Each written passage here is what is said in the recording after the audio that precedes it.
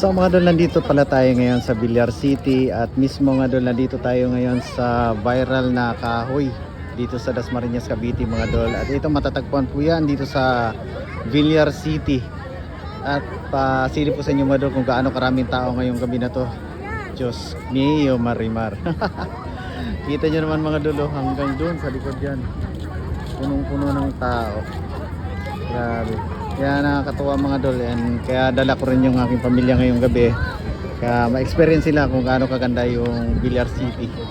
Ayan, silip po sa inyo mga dol, paikot natin, napakadaming tao ngayong araw.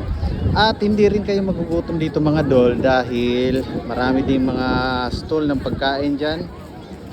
Yun, ang haba mga dol, mamili na lang kayo kung anong gusto nyo dyan, basta hindi kayo magugutom, promise. Eto mga dol, lapitan po natin kung gaano kaganda yung puno na to. At nakakuha na tayo ng drone shot mga dol, tupalo na lang yung drone shot.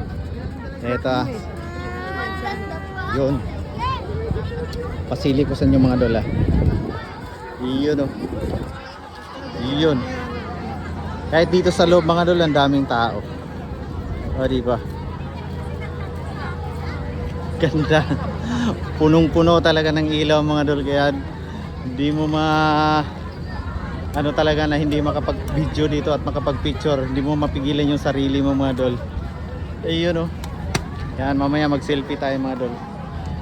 Tapos pasilip ko rin sa inyo mga dol kung gaano karaming mga namasyal dito dahil yung dami ng nakaparking mga dol, sobra. Ayun, oh. Yan, pasilip ko sa inyo mga dol. Ayun yung parking hanggang dun. Ayan, doon pa sa pinaka pusok na doon, oh, may mga sasakyan pa rin. O, diba? Yun, ganun karami na mamasyal dito mga dol. Siguro gabi-gabi na rin to mga dol. Yun, oh. Sa daming na mamasyal.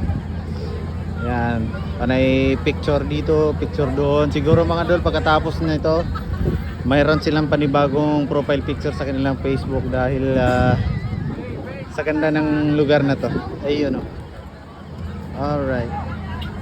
So yun na mga dol, at eto, nakakuha tayo ng pagkakataon na makasilip dito sa Villar City, sa isa sa pinaka matanda na puno dito sa Villar City mga dol. Yan, acacia yata yan, diba?